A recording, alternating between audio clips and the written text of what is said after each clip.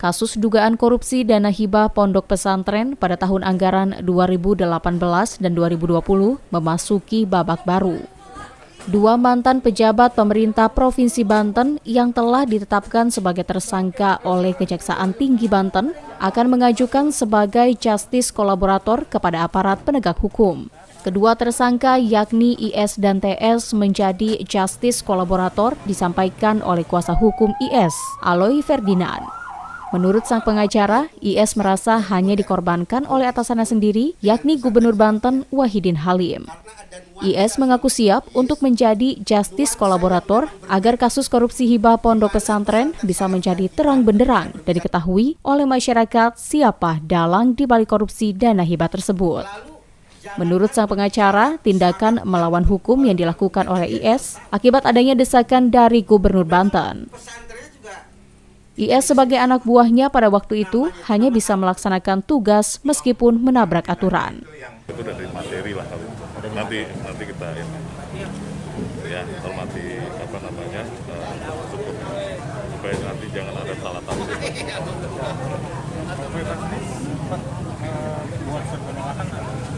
Apanya?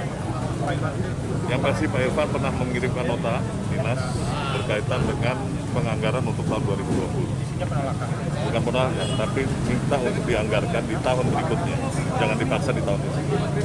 Anggaran dana hibah untuk pondok pesantren tahun 2018 diketahui sebesar 66,22 miliar rupiah dan diperuntukkan untuk 3.364 ponpes.